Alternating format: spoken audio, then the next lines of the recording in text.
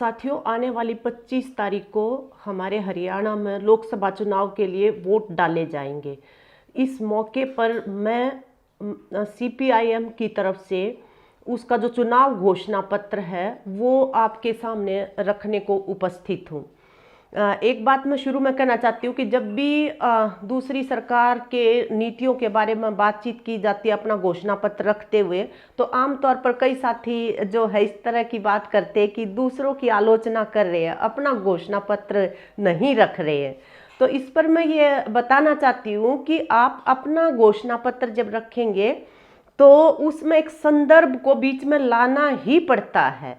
जैसे इस चुनाव के मौके पर मैं सबसे पहले ये कहना चाहती हूँ कि ये चुनाव बहुत ही खास चुनाव है, क्योंकि इन चुनाव के अंदर न केवल हमारे जीवन की दिशा और दशा का निर्धारण होगा, बल्कि हमारे देश के संविधान और लोकतंत्र की दशा और दिशा का भी निर्धारण होने जा रहा है। और वो संविधान, जिस संविधान को हमारे पुरखों ने अपनी आने वाली आबादियों को एक विवेकशील इंसान बनाने के रूप में जो है गढ़ा था, उस संविधान को आज मनुवाद की संगति में ढालने की कोशिश की जा रही है।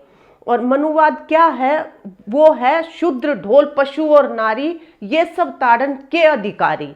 तो ये जो बड़ी चुनौती हमारे सामने है कि हमारा संविधान को बचाना, हमारे लोकतंत्र को बचाना और उसके साथ साथ अपने रोजी रोटी के सवाल जो है उन सब को भी उठाना, ये दोहरी जिम्मेवारी हमारे कंधों के ऊपर है। मैं खास तौर पे जो महिलाएं हैं उनको लेके सीपीआईएम क्या करने जा रही है आने वाले भविष्य में, उसके ऊपर अपनी बातचीत केंद्रित रखूंगी। महिलाएं जो हैं वो हमारे समाज की आधी आबादी हैं और उनके अंदर भी तमाम वो क्षमताएं और वो पोटेंशियल हैं कि वो एक देश के नागरिक की तरह से तमाम जिम्मेवारियां निभा सकती हैं। लेकिन पिछले दिनों क्या देखा गया है, इस सरकार के द्वारा जितने भी कानून महिलाओं की समानता की संगति में बनाए गए थे उन कानूनों के दांत तोड़ दिए गए। एक तरह से जितने भी प्रावधान थे उनकी गरिमा को आगे बढ़ाने के लिए उन प्रावधानों को जो है पीछे धकेला गया है। जितने भी प्रोग्राम्स थे उनकी डेवलपमेंट के लिए उनके साथ एक तरह से दगा किया गया है। आधे से ज़्यादा बजट जो हो वो प्रचार में लगाए गए, अपने ढोल पीटने में लगाए गए और उसका अंश मात्र जो है वो उनको राहत दिलवाने के नाम पे दिया गया है।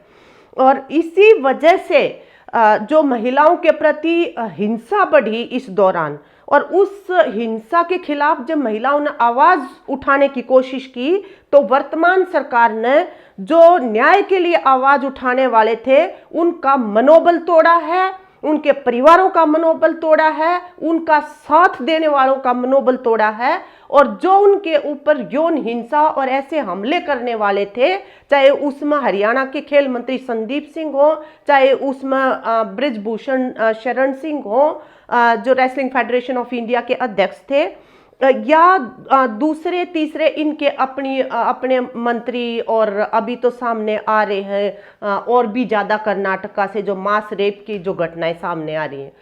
तो ये जो परिस्थितियां रही, इसके अंदर महिलाएं जो हैं खुद हमारी ओलंपियंस को जंतर मंतर के ऊपर घसीटा गया।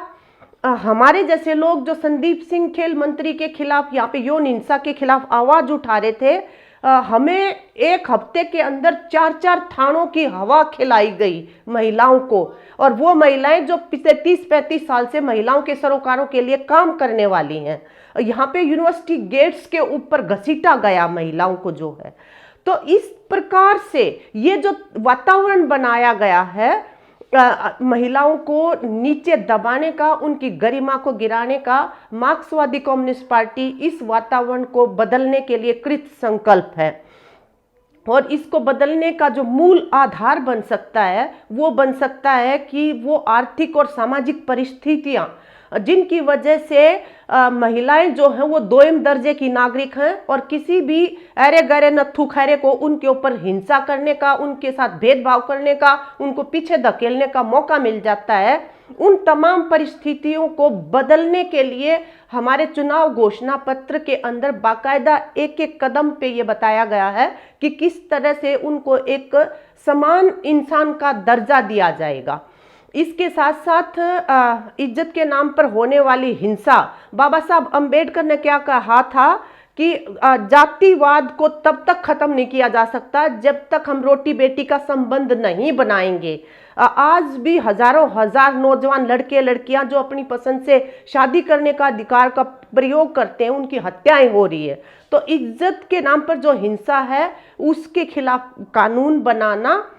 दूसरा, जो महिलाओं की गरिमा के खिलाफ जो मंत्री और बड़े बड़े ओहदों पे बैठे हुए लोग जो हैं, जो घटिया बात करते हैं, उनकी गरिमा को गिराने वाली, उन सब से वो कीमत वसूली जाए तभी वो बाज आएंगे। तो इसके लिए कानून बनाना, जिसको लेके हम महिला आंदोलन की तरफ से पहले भी बहुत बार अनेक राष्ट्रपतियों से मिले हैं, लेकिन आज तक वो कानून नहीं बनाया गया। इसी वजह से आज भी हम चुनाव के दौरान देख रहे हैं कि महिलाओं के ऊपर जो टिक्का टिप्पणी होती है वो उनके काम को लेकर नहीं होती, बल्कि उनके जेंडर को, सेक्स को लेकर होती है। इसी तरह से तमाम जो 18 साल से ऊपर की महिलाएं हैं हरियाणा की, उन सब को काम और रोजगार मिले, इसके लिए कानून बनाना। आने वाले समय में हमारे हरियाणा की जो लड़कियां हैं वो खेल प्रतिभा उनके अंदर कूट कूट के भरी हुई है और वो एक से एक आगे बढ़े हुए नतीजे भी दे रही हैं। तो इसलिए एक ऐसी खेल नीति बनाएंगे हम ताकि महिलाओं को बराबर के मौके मिले और एक बहुत सुरक्षित वातावरण अपनी प्रतिभा का प्रदर्शन करने के लिए उनको मिले। ये तमाम कानून नए भी बनाए जाएंगे, पुरानों में सुधार भी किया जाएगा। इसलिए हम आपसे पुरजोर अपील करते हैं कि आप आने वाले समय में 25 तारीख को इंडिया गठबंधन, जिसको वामपंथी पार्टियों का और सीपीआईएम का समर्थन प्राप्त है, जो उसका हिस्सा भी हैं हम, उसको अपना वोट देकर कामयाब बनाएं। आप अपने वोट को जात, धर्म, इलाके के आधार पे तय ना करें। आप अपने वोट का निर्धारण जो है हमारे साथ जो गुजर रही है उसके अंदर ये महंगाई, बेरोजगारी, असुरक्षा, नशाखोरी, इनको आधार बना के आप अपने वोट का प्रयोग करेंगे। इस अपेक्षा के साथ मैं अपनी बातचीत यहाँ पे कंक्लूड करती हूँ और आप सभी को सीपीआईएम की तरफ से इन चुनावों के मौके पे सलाम पेश करती हूँ कि आप अपनी भरपूर